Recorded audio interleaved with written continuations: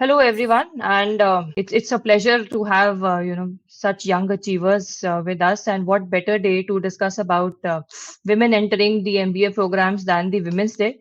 It's an honor to have you here. Let us just share your introduction. So we have Shilpa. She's about to graduate from ISB. She has experience in IT supply chain management. Worked with HUL, ITC, and Cognizant. She's an NIT Raipur graduate as well. We have Harita. She is an investment banking associate, a reservoir engineer at JP Morgan Chase and Company, and she's also about to join an MBA program, the one-year MBA program in India. The topic of discussion today is, about women and how their preferences are, and what do they expect from their careers, and what are the challenges they face. We want to listen to your inspiring stories so that people who are at the crossroads of deciding of whether to invest in their dreams and how they should, plan for their careers. So your stories would definitely, add value and help them decide for themselves.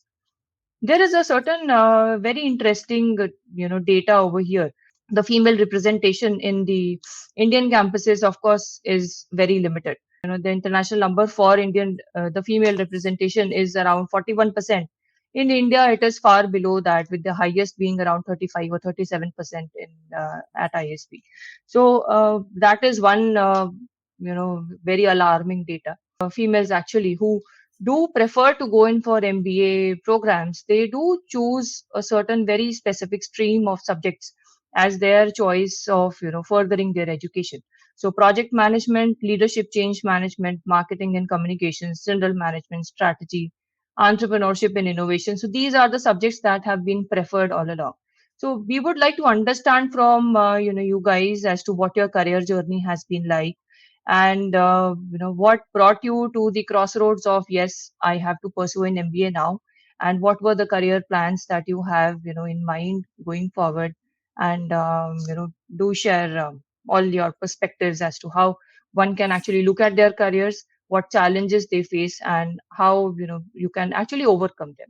Shilpa, would you please share your journey, your career journey till date, and how you got into an MBA program? Prior to coming to ISB, I had 8 years of IT industry work experience. I worked with Cognizant and ITC Infotech for around 7.5 years. My role was into quality assurance role for this SAP ERP application. And over the years, what I realized that my knowledge with respect to IT industry was getting very much limited with respect to the job I was doing. I was working with great clients, large scale global clients. However, as I moved up the ladder in the IT industry itself, I struggled to get the perspective of the clients, as well as I struggled on how to manage different stakeholders on a common ground. These were some of the challenges in my day-to-day career. And what I was looking forward for a course broaden my perspective about the different industries, but also help me understand in depth in the industry which I am into. For example, the IT industry. I wanted to know about each and every functional unit, be it finance, be it marketing, everything about that industry in a fast paced manner. That's how I decided to pursue my MBA from Tier 1 college in India. Excellent. And Harita, please share your career story and what brought you to the MBA. Sure, Shruti. So thank you so much for having me here. And I'd like to start with my prior experience. So I have an experience of around 7.5 years in the oil and gas industry.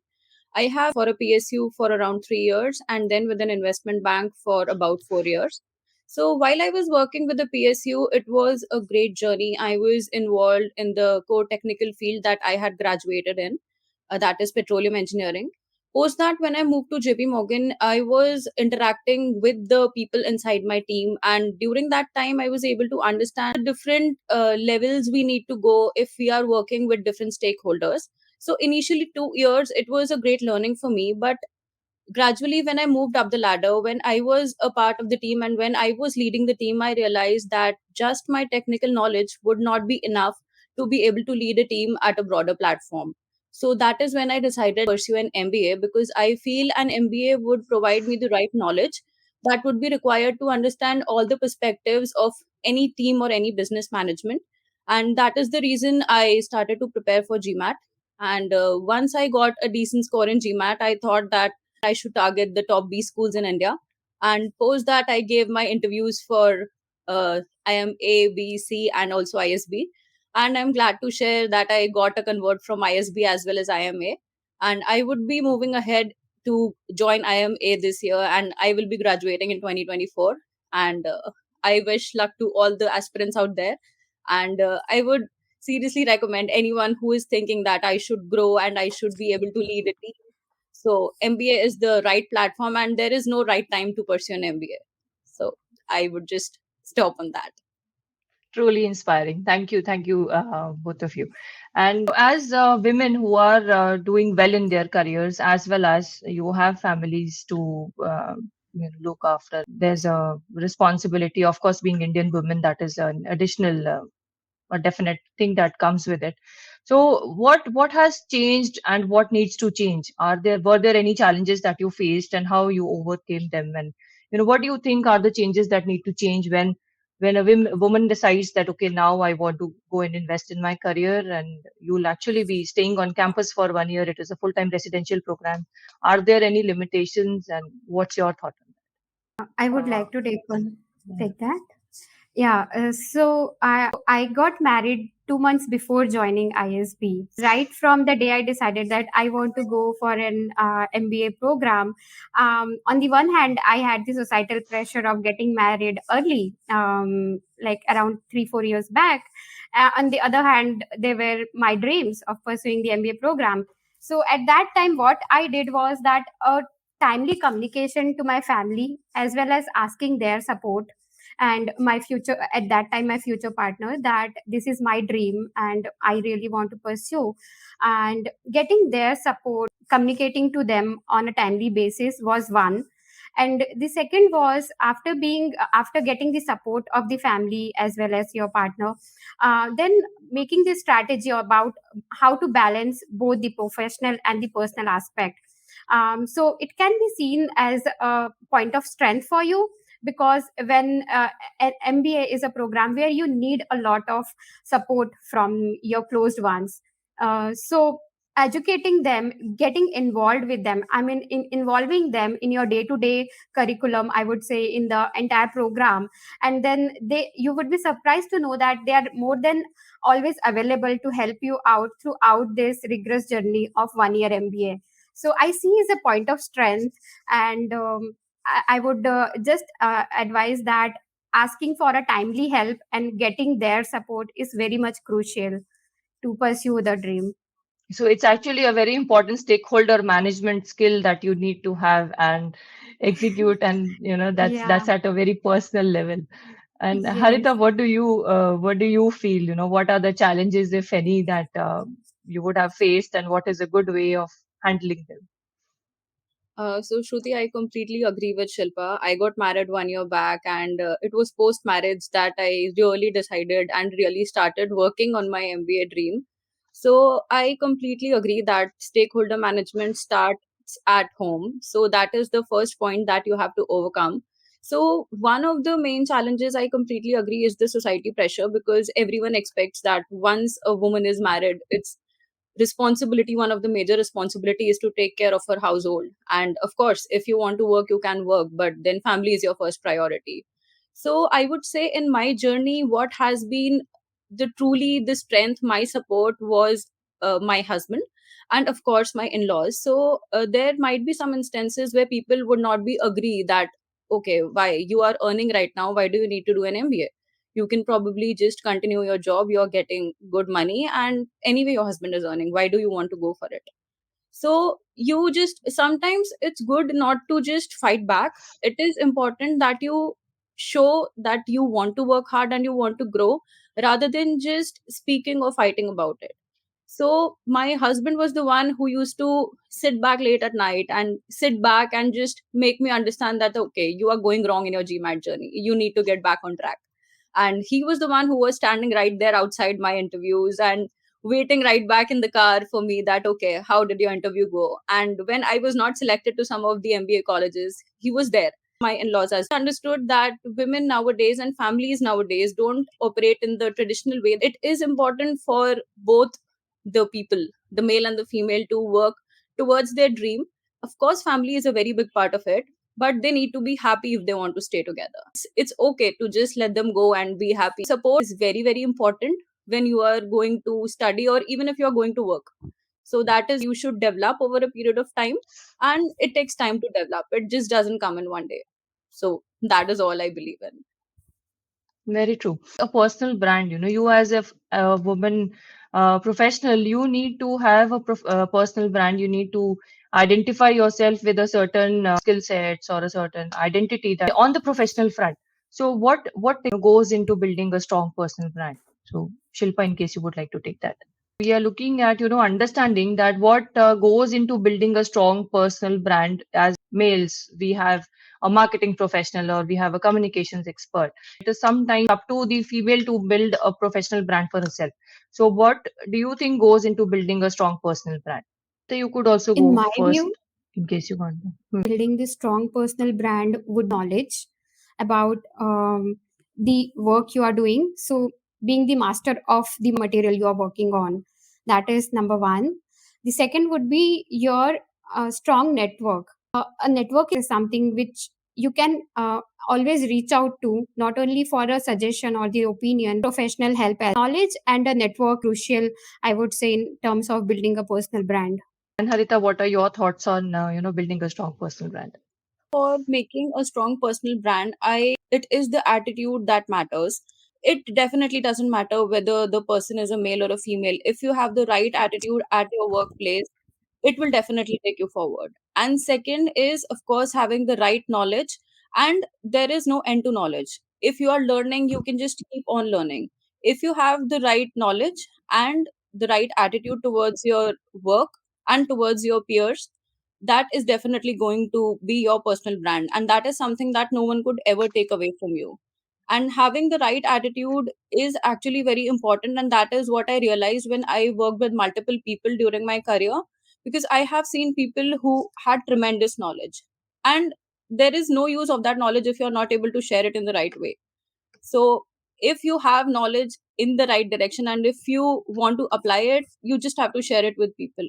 And you have to have that attitude. If you want to help someone, just go out and help.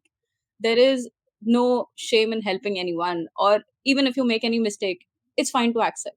And that is what will be your individual brand, and that will take you forward. True, very true.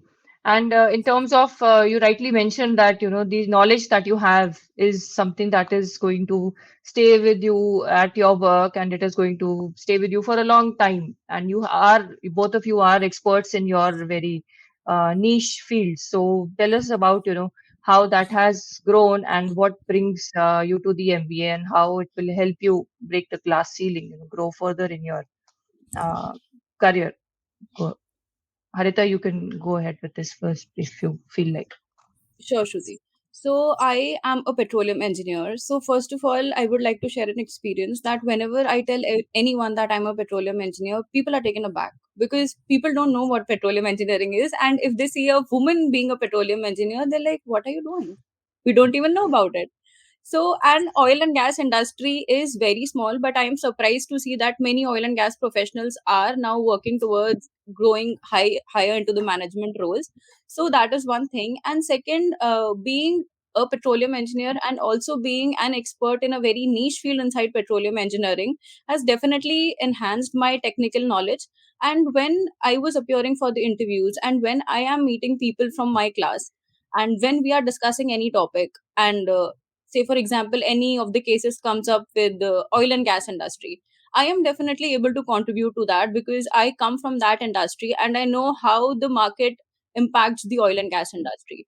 So yes, the technical knowledge is in a very niche category, but yes, it can definitely help because I have worked in that field and I can help the people who are looking to transition into the role that I come from, or they are looking to just do some study in that case. So that I agree that it can help people very, like, I can relate to one of the scenarios when I was appearing to one of the interviews.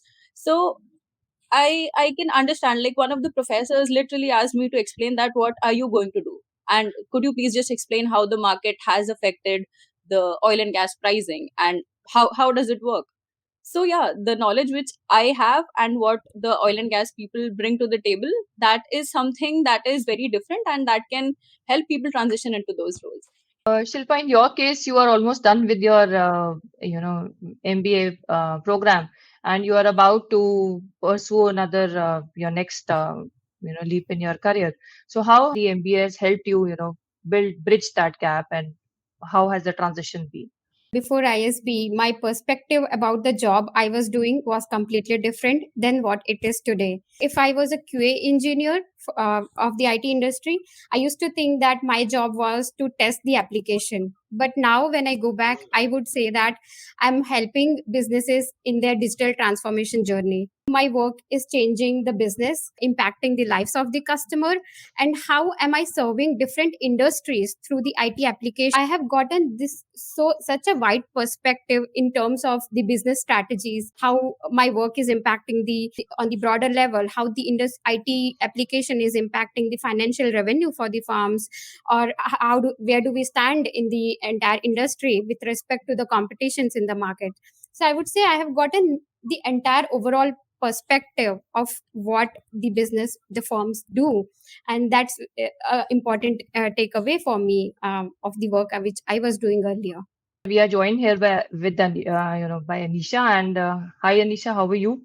I am doing good. Anisha, she's an MBA aspirant. She's graduated from the SRCC and worked with JP Morgan as a junior analyst. She's an artist, an entrepreneur, and sells her work. So, Anisha, and we would like to hear your story as to how you planned on to an MBA journey and what brought you to the MBA program. I have been a commerce graduate and I have been working in the finance industry for over 3 years now as an investment banking analyst. People who came with an MBA to our firm have a certain perspective towards things which I might not have, given that they have a much more diverse curriculum from what we learn in our undergrad. If I have to move upward in my corporate journey and do more also towards my entrepreneurial venture, an MBA degree would help me to a great extent. And also, the part of networking comes over here. So now, after joining ISB, I've been meeting a lot of people. The kind of network that I have been able to build, it is immense. And just in 2 months, I can say that I have met a diverse set of people, and that is just the starting of the beauty of an MBA degree, I believe. And I know that the journey is going to be much more great after that. But even before joining, I was exposed to such a great network of people. And I think that is what it is going to be more interesting, which is the peer learning part. It was interesting to know that Harita comes from such a diverse industry. We keep on meeting people from with similar backgrounds, and it's not that fun actually to meet, because you relate to that person more. But when we see people from 10 different backgrounds in a room, the conversations become much more interesting, and which is why I am very excited also to leap forward in my journey. The main reason why we have you here to inspire and the people who are aspiring for MBAs, especially the women, and they might have a lot of questions, which I'm sure we'll address quite a few of them over here. So this brings us to understanding the highlights of your MBA journey or your MBA application journey, which would really help the aspirants plan better and look at their profiles in a different way. What is it that you would like to share? The Yeah. best thing which I figured while completing my MBA applications was that first, when I approached towards it, I was thinking from the other's point of view. I was thinking, what would that person like to read? And I was drafting my own thing. And I think in that case, my individuality, my core strength were not coming out. Then I followed a different approach. I followed by analyzing myself, and then I think I was much more confident with my essay, because then I was able to think on my own and present myself better instead of thinking what the other person would want. I was googling things like, okay, what are the top skills Okay, then communication came up, this came up, but I was missing on my own skill in this process, which is creativity, which came out when I was thinking myself as a person and not as someone else. Individuality matters a lot when you are completing your MBA application. We cannot just think of all on the paper achievements and everything, because I think we all have a very, very different growth story, very different journey. And it's very important to be proud of that and present that, instead of just being someone just for the sake of getting in. I think this was my biggest takeaway from completing all my applications and even during the interviews as well. And Harita, in your case, you are about to embark on a program and a very prestigious program at that. So, what is the advice that you would like to share and the highlights of your MBA application journey? When I started off, so I had 1.5 months to get done with my applications. So initially, when I started, first of all, the applications are very overwhelming. So when we first go across it, it has such a lot of check boxes that we think that okay, we don't fit into anything. If they are asking for 5 skills that we have acquired throughout our life, we feel that okay, we have not won any competition, we have not been good in anything. So that thought sinks in that we have not done anything in our lives. So it is very important to just step back and think that okay, even if we have done a very small thing, say for example learned cooking, that can also be a skill that you have acquired. And if you have completed a project just on time, even that is an achievement. So there is nothing to be shameful about that. Okay, that is such a small achievement. And the more you make your own story, and I think it is the personal stories that the MBA colleges are looking for. They are looking for personal achievements.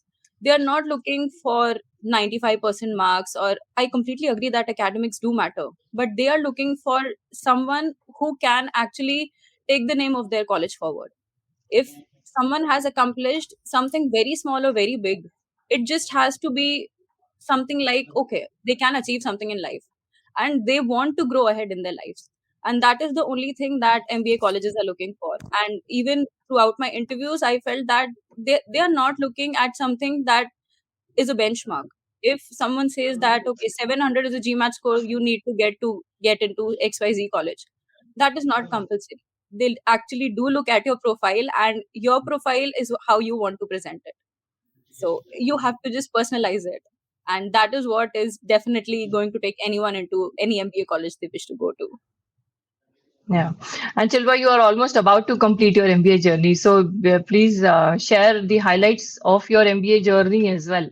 What are the things that have really added value and things that you will take away from here? Okay, Shruti. I mean, the entire 1 year had been truly life changing for me, I would say. And if I think about certain highlights, I would say the number one would be the peer group, which is out there here. And everyone is coming from such a unique, diverse background.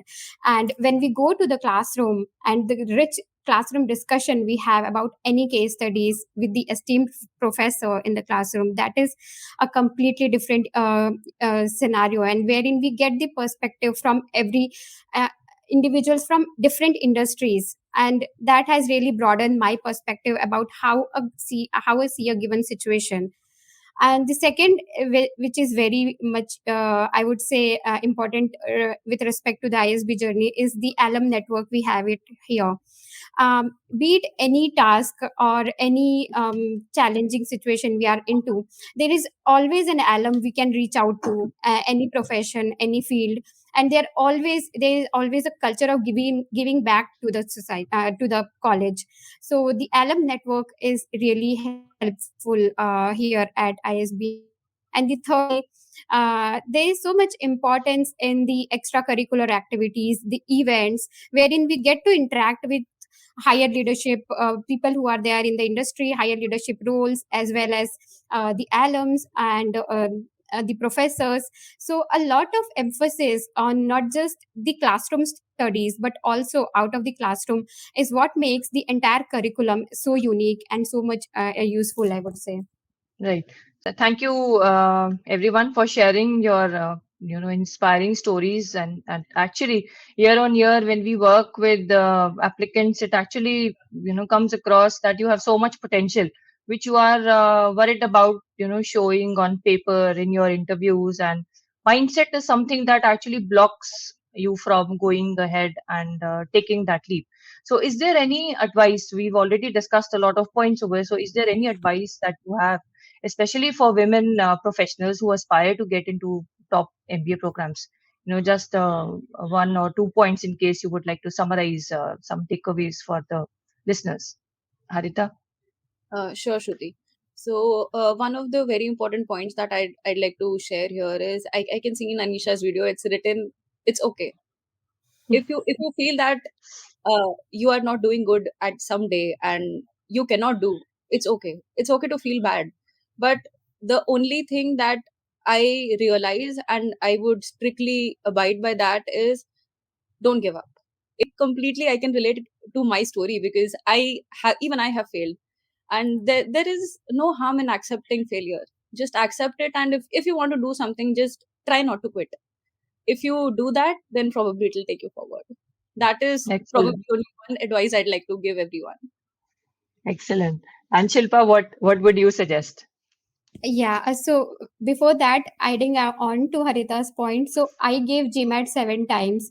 So just to emphasize the point of not giving up, right? So never give up on your dream. And the second would be that being self aware about your dream and then asking for the help, be it at the professional front or at the personal level. So seeking out help from people is very much crucial, I would say, at work, at home, as well as seeking out help from the mentors.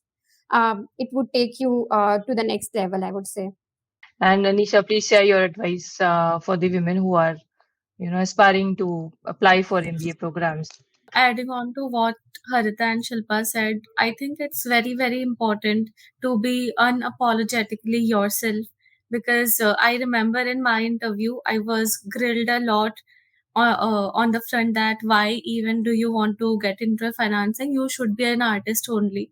And since I believe in myself and I had my story clear in my head, I was able to support my stance. And if you yourself are not clear and you are not confident, then I think that is where we lose an interview.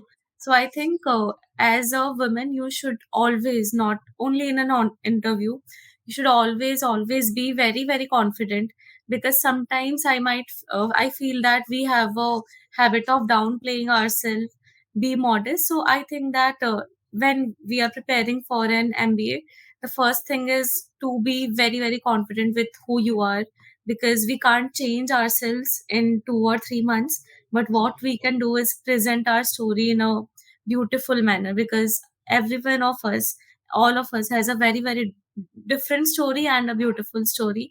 It's just a matter of how we are going to present it and how we are going to be confident about it. Excellent. And very rightly so. And thank you everyone for joining us. And we look forward to many more conversations going forward. All the best for your career journeys and your MBA journeys. And we keep in touch. Thank you for Yes. your time.